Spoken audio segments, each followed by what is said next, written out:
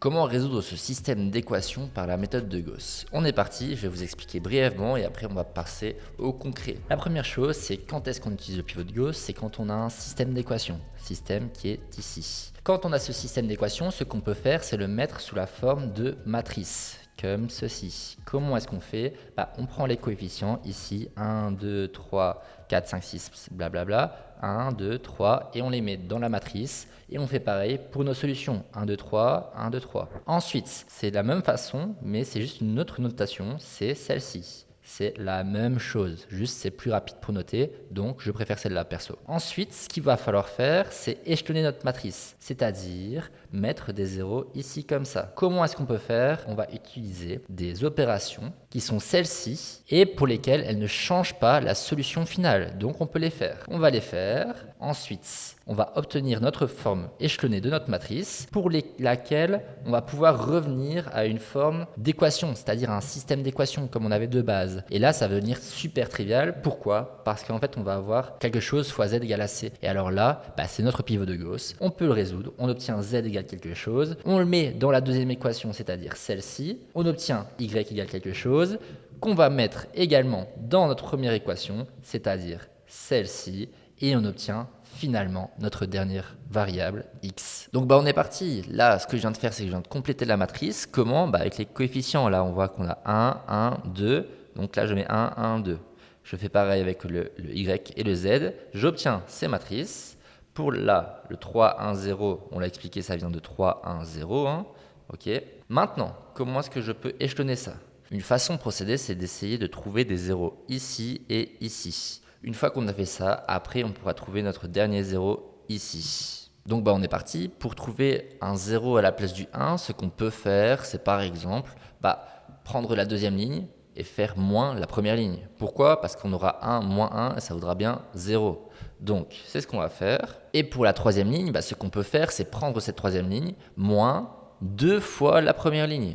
Pourquoi? Parce que 2 moins 2, ça va donner 0. Je marque les opérations que je viens d'expliquer en noir et comme vous pouvez le constater, on peut effectuer des changements sur deux lignes en même temps. Il n'y a aucun problème pour ça. Donc si je fais ça, ça va me donner quoi? La première ligne, elle ne va pas changer. La deuxième ligne, je dois faire moins la première, donc on aura 0 ici, puis on aura 2 moins 1, ça va nous donner 1, et là on aura 1 moins 2, ça va nous donner moins 1. Et on n'oublie pas aussi tout à droite, ce qui est en vert, il faut faire la même chose, donc 1 moins 3, ça va me donner moins 2. Ensuite, la troisième ligne, moins 2 fois la première ligne, ça va nous donner quoi? Et on n'a pas encore fini parce qu'il nous manque un 0 que j'entoure tout de suite en rouge. Mais c'est pas grave, on va le faire tout de suite, on va trouver ce 0. Comment est-ce qu'on peut faire ça?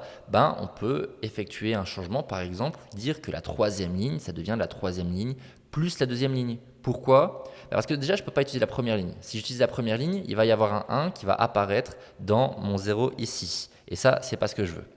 Donc, je vais utiliser la deuxième ligne et on voit que moins 1 plus 1, ça fait 0. Donc, c'est ce qu'on va faire tout de suite. Vous remarquerez que je marque en noir à chaque fois les opérations que j'effectue. Ça, c'est pour quand tu veux te relire, ce sera beaucoup plus simple. Crois-moi, fais-le et de toute façon, tu en as besoin. Et comment est-ce que je procède? J'effectue l'opération que je veux faire, c'est-à-dire j'additionne deux lignes par exemple et je marque ce qu'elle devient. Elle devient la troisième ligne. Donc on est parti, là j'ai renoté les deux premières lignes, elles n'ont pas bougé parce que j'ai pas touché à ça. Par contre je touche à la troisième ligne. La troisième ligne, on a 0 plus 0, ça me donne 0.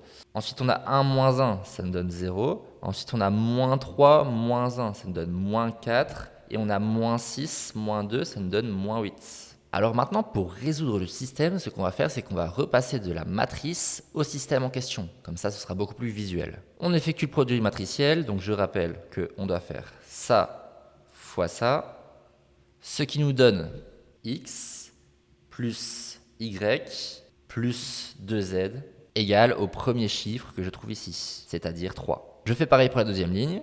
Ici, hop, ça va me donner quoi? 0x, je ne le note pas. Plus y, je le marque, moins z égale à quel chiffre? Au chiffre qui est ici, c'est-à-dire moins 2.